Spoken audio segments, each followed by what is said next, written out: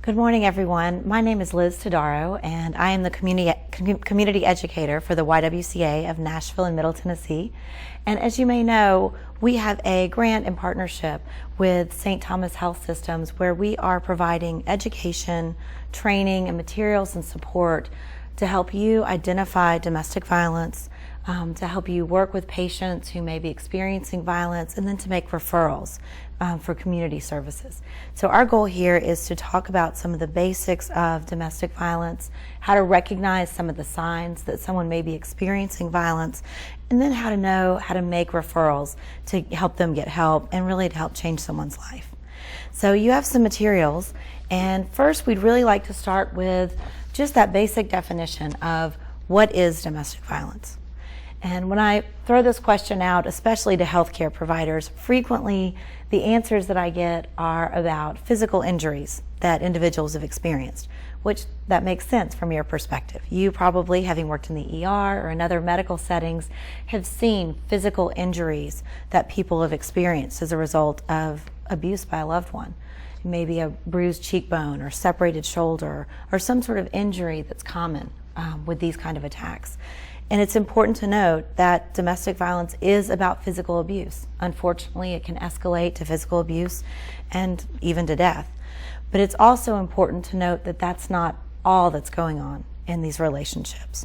And domestic violence is about a pattern of behaviors. And that pattern includes verbal abuse, emotional abuse, it includes isolation, as well as sexual and physical violence. And there are a couple of reasons that it's important to note that all of these are part of domestic violence. One is because the way violence starts out is it starts out slowly and increases over time. We frequently give the example that if you were on a first date with someone and they were physically abusive to you or assaulted you, it'd be pretty easy to say, well, that's the end of that relationship. It's much harder when you have a pattern of months or even years of trust, of caring, of love, but also isolation, verbal abuse, mental abuse. When all of those things are playing out together, when that physical abuse finally happens, it doesn't necessarily make the same impact on an individual. And I say that because the fact is that probably a lot of you are thinking, I don't know why these people don't just leave relationships. Or maybe even a step back, you're saying, this would never happen to me, or this wouldn't happen to someone I care about. We'd be smarter than getting in a relationship like this. And if it did happen, I would leave the first time there was physical abuse. And I understand that perspective, but there are two important things to think about. One is you can never let that get in the way of empathy that you have for the patients that you're working with. The fact is that their situations are a lot more complicated than you may be aware of. And so don't let the thought that they should just leave get in the way of helping them. And next is we really want to avoid substituting judgment for patients. It puts them in more danger and it really doesn't help them get a better outcome. Instead, what we're going to talk about in a few minutes is giving them options, connecting them with resources. But again, think about the fact that this abuse that they're experiencing has started out slowly and increased over time. And so by the time that physical abuse happens, it may be as much of a surprise to them, but it still fits in with the things that they've been experiencing. I also want to note that a lot of the language that we use today, a lot of the language in the materials that you'll see talk about he and she. So he is perpetrator of violence, she as victim of abuse. That is the most common dynamic, is a female victim at the hands of her heterosexual male partner, her husband, ex-husband, boyfriend. But that is not the full story of abuse. The fact is that men can be victims of violence at the hands of women, and individuals in same-sex relationships experience abuse at essentially the same rate it happens in heterosexual relationships. I point this out because when we talk about screening for individuals who are experiencing abuse, I want you to cast your net widely. I want you to think broadly about who the victims in these situations might be so that you don't compromise someone's safety. And also just realize the barriers that may exist. If a man were to come forward and talk about experiencing abuse, would you believe him? If someone in a same-sex relationship didn't want to talk about the fact that that's the kind of relation that they were in a relationship with someone of the same sex, how are they going to talk about the abuse they're experiencing? So we need to be compassionate and open to hearing about the experiences people are having. On your handout, you'll see a graphic for the cycle of violence. This really illustrates what's going on in these relationships. And like all relationships, like most relationships, unhealthy, violent relationships start out with seduction. So there's that period of building trust, getting closer, and it may escalate quickly. In some unhealthy relationships, that quick involvement is a very early sign. Over time, that seduction turns to tension building, and the tension building ultimately to an explosion. Let me give you an example of the tension building into explosion transition. Imagine that you're dating someone new. You like this person very much, and he shows up and surprises you and takes you out to lunch, or surprises you and brings you flowers. That feels really great. The person's paying attention to you, they're tuned into you, they want to meet your friends at work. Imagine if that happened 2, 3, 4 days in a row. Imagine if it happened today when you're scheduled to be here at a training, and instead of understanding and saying, you know, I probably should have coordinated, I should have called or texted on my way over, the person is angry and jealous. And their reaction is that it's your fault for not making time for them. Or they accuse you of wanting to come to this meeting because there's someone that you are interested in. Those sort of accusations, that escalation to jealousy, is another early sign that it's important to be aware of. After that explosion happens, we have a period of peacemaking. So back to that seduction phase where there are apologies. People say, you know, I want to change. Things are going to be better. I'm not going to do this anymore. But the fact is, unless that perpetrator gets some sort of specific intervention, and in Tennessee we have certified batters intervention programs, but unless they get help like that, it's unlikely that cycle is going to change.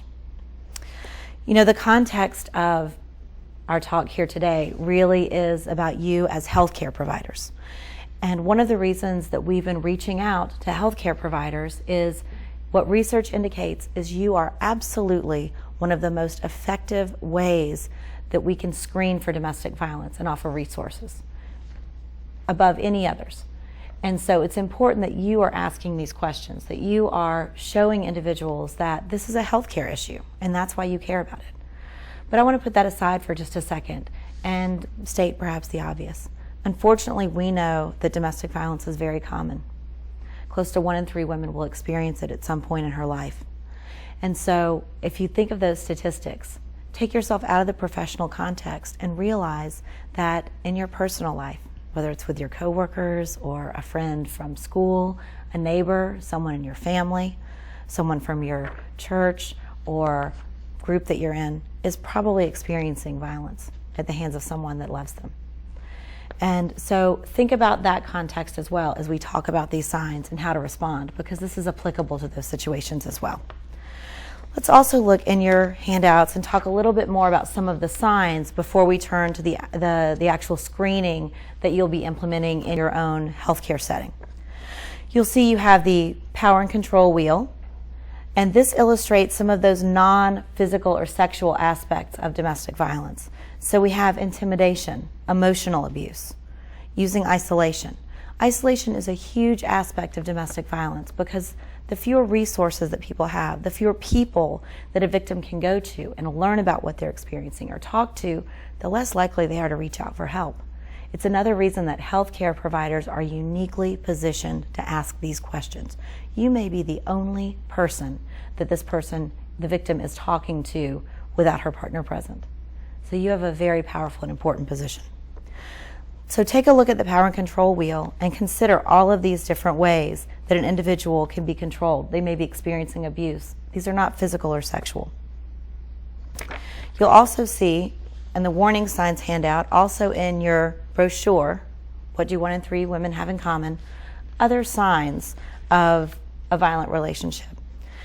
One of the reasons that it can be so hard for individuals to talk about what they're experiencing or even recognize what they're going through is that these means of control, these different forms of violence, don't happen all at once. When someone's going through the cycle, there may be intimidation this time. Next time it may escalate to something different. I'll give you a quick example. We have a volunteer who speaks on the fact that she was in a violent relationship with her husband for many years, and she's a very powerful woman, a businesswoman, accomplished. And she said that in her situation, she didn't really realize what was going on until she saw a list like this. And it took seeing a list like this, putting all of these pieces together, she looked at it and said, my husband is 9 out of 10 of these things. So lists like this, brochures like this, can be incredibly powerful to start conversations with individuals, but also to connect them to resources. In the rest of your handouts, you'll see hints for talking to someone if they're experiencing domestic violence, the kind of support that you can provide.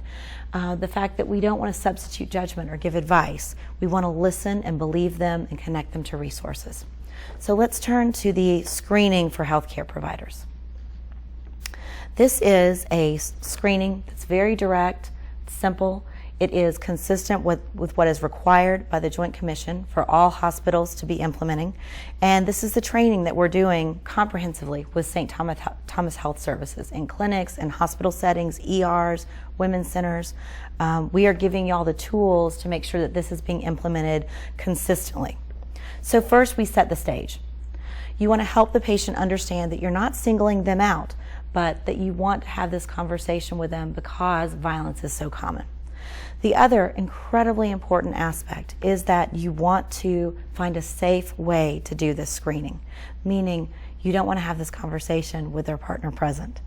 That can be one of the most challenging aspects of the screening. And so I frequently turn it back over to our nurses to say, what are some ways that you might separate that patient? Everything from taking them for a urine sample to if they need x-rays, to even just when you first bring the patient back, very firmly suggesting to the person that's with them, I'll be right back to help you. And so you get at least a moment alone with the patient.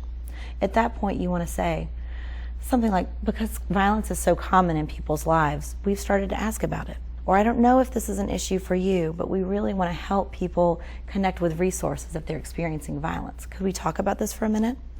After you've set the stage, you ask the question. And what research demonstrates is that direct questions from a healthcare provider are an incredibly effective way to screen for domestic violence. So what you want to do is you ask very directly, are you in a relationship where you're hit, hurt, or threatened? Are you afraid of someone you love? Are you being abused? And you can explain abuse isn't just physical, it's verbal abuse, emotional abuse. By asking those questions, one, you may get a response where someone needs help. But just by asking the question, you are sending the message that domestic violence is a healthcare issue. It's not just a private marital issue. It's not just about their relationship. It affects their health. And that's why you're asking about it. The message they're very likely getting at home is, why would you talk about our marriage? Why would you talk about our relationship with a stranger? You are helping to overcome that message by saying, this is an issue we need to talk about. One of the biggest barriers to doing the screening is discomfort with this issue. And what I would say back to the nurses and doctors who have raised that issue is there are so many uncomfortable personal issues that you are already talking to people about, whether it's drug and alcohol use, whether it's their sexual activity, family history of disease or mental illness. Those are all issues that in the past have been taboo subjects. And the fact is, it's the medical community, the nursing community that has pushed those issues through to the forefront, and now they're things we can talk about and help people get resources for. Domestic violence needs to be right up on that list with all those other uncomfortable issues that you've pushed to the forefront. So after you ask those questions, you offer a response. And I think very likely your bedside manner kicks in at this point. A supportive response, you don't deserve to be abused. I have resources that can help you. The other aspect is that if someone says that they're not experiencing abuse, you can still offer them resources. You have safety cards and brochures. So you might say, because we know violence is so common, you may know someone who needs this help. Would you like to take a card? If someone has indicated that they need assistance, first you need to ask them, is it safe for you to take this material home with you? Because the fact is, many of them know it's not safe, that their partner searches their belongings after they come home. And I want to say again, the next step is about referral, about offering some sort of safety assessment and getting help for the person. And as we finish the screening, I think this is the other barrier. And I completely understand. Your time is really limited. And I imagine that when you start asking these questions, one thought in the back of your mind is, oh my gosh, what if she says yes? That's my whole afternoon dealing with this person. And that is not the case. Your responsibility is to ask these questions, to help make safety assessments in the immediate moment, and then to refer this person to an expert, like the YWCA. So that's what you can do. You can offer materials. If the person is in immediate need, you can offer to help them make a phone call. Maybe there's a safe phone that you can use. You can offer other informational materials that St. Thomas Health Services has. And again, offering that help in the moment is absolutely crucial. One of the services that we would hope you would refer to is the YWCA, and our crisis line number is on all of the materials you have. That's 242-1199 is our local 615 number. Some of the services that we provide are a 24-hour crisis hotline, which is staffed 24 hours a day, 7 days a week by trained counselors who can help people with safety planning, help with support, and offer them resources. The other thing is we offer community-based services like support groups, like community education. And finally, we offer shelter. So those individuals that are in the most immediate need, that are in danger and need help, can come into our confidential shelter and receive wraparound services. We have the largest domestic violence shelter in Tennessee, and we have the comprehensive services to back that up. So you can offer referrals to our crisis line, which can open a whole world of opportunity and possibility for individuals. Our goal, our mission, is to help people live self-sustainably, to live violence-free lives, and to be able to take care of themselves. And you can help people on that path if you make that first referral to the crisis line. So I appreciate your time today. I hope this training has been helpful, and please feel free to contact the YWCA or your domestic violence task force as you have other questions.